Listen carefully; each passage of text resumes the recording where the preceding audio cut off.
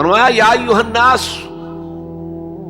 قد جاءتکم موعظۃ من ربکم وشفاء لما فی الصدور وہدی ورحمۃ للمؤمنین قل بفضل اللہ وبرحمتہ فلذلک فلیفرحوا هو خیر مما یجمعون۔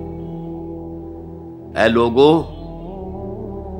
تمہارے پاس آ گئی ہے نصیحت، موعظت تمہارے رب کی طرف سے۔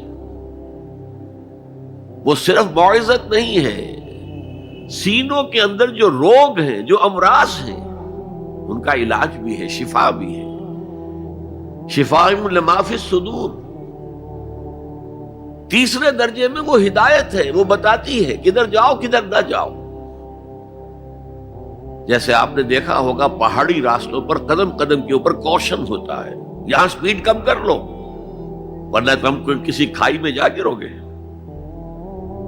تو یہ ہدایت کیا ہے؟ دیکھو ادھر مت جانا، ادھر جاؤ۔ اگر ادھر جاؤ گے تمہارا سارا معاملہ تلپٹ ہو جائے گا، یہ ہے ہدایت۔ اور جو چیز دنیا میں ہدایت ہے وہ آخرت میں رحمت ہے، ہدی ورحمۃ للمؤمنین۔ اب میں چاہتا ہوں ان چار الفاظ میں جو ربط ہے اسے سمجھیں۔ دیکھیے، اگر کسی ایسی زمین پر بارش برسے جو اوپر سے بہت سخت ہے تو پانی بہہ جائے گا، زمین میں جذب نہیں ہوگا تو کوئی رویدگی پیدا نہیں ہوگی۔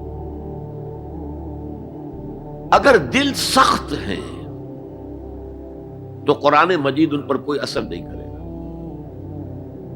اس کے لیے سب سے پہلے موعظہ کی ضرورت ہے، وعظ کی ضرورت ہے، نصیحت کی ضرورت ہے، تاکہ دل نرم پڑ جائے۔ انسانی دل جب سخت ہوتے ہیں تو ان کی سختی چٹانوں سے زیادہ ہوتی ہے۔ سورہ بقرہ میں فرمایا ثم قست قلوبکم فہی کالحجارۃ او اشد قسوہ۔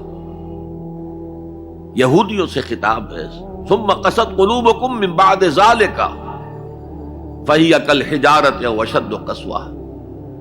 اے بنی اسرائیل، تمہارے اس طرز عمل کے نتیجے میں تمہارے دل سخت ہو گئے اور اب وہ پتھروں سے زیادہ سخت ہے۔ لہذا سب سے پہلے ضرورت کیا ہے؟ دل کی زمین کو نرم کیا جائے، اس میں حل چلایا جائے۔ یہ کام ہے موعظہ کا، وعظ کا، نصیحت کا۔ ہمارے معاشرے میں کسی زمانے میں وعظ کا بڑا رواج تھا، آج کل یہ چیز ختم ہو گئی، بلکہ وعظ کو گھٹیا بات سمجھا جاتا ہے۔ بھائی کوئی عقلی بات کرو، کوئی علمی بات کرو، تم تو وعظ کہہ رہے ہو، گویا کہ وعظ گھٹیا چیز ہے۔ نہیں، وعظ سے دل میں رقت پیدا ہوتی ہے، نرمی پیدا ہوتی ہے۔ تو قرآن مجید ہی سب سے بڑا موعظہ ہے۔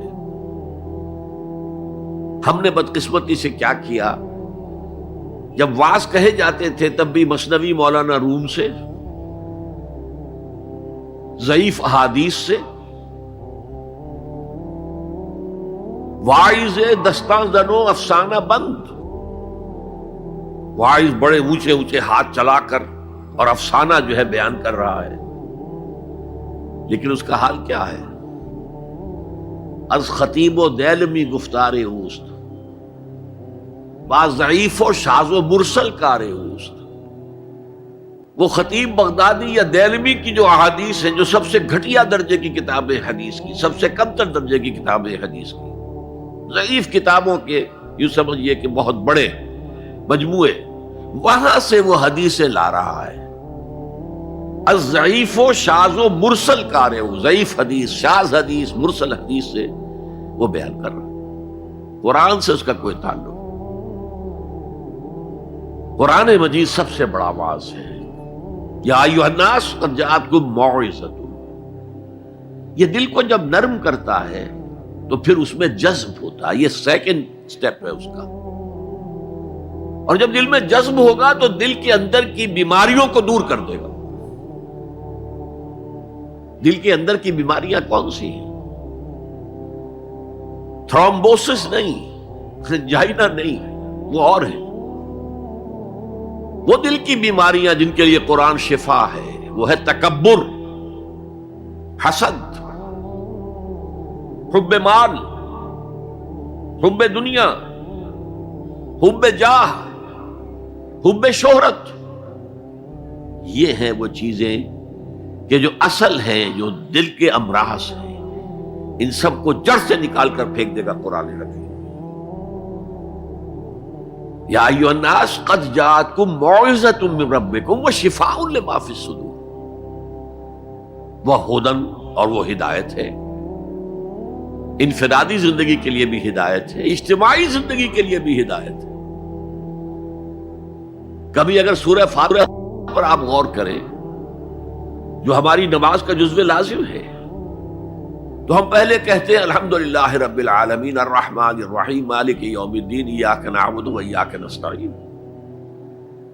یہ ہدایت تو ہمیں پہلے ہی ملی ہوئی ہے۔ پھر جو ہم کہتے ہیں اہدنا الصراط المستقیم، اللہ کو ہم نے پہچان لیا، اسے رب العالمین مان لیا، اسے رحمان مان لیا، اسے رحیم مان لیا، اسے روز جزا کا حاکم مطلق مان لیا، تو اب کون سی ہدایت رہ گئی؟ ہدایت تو آ گئی۔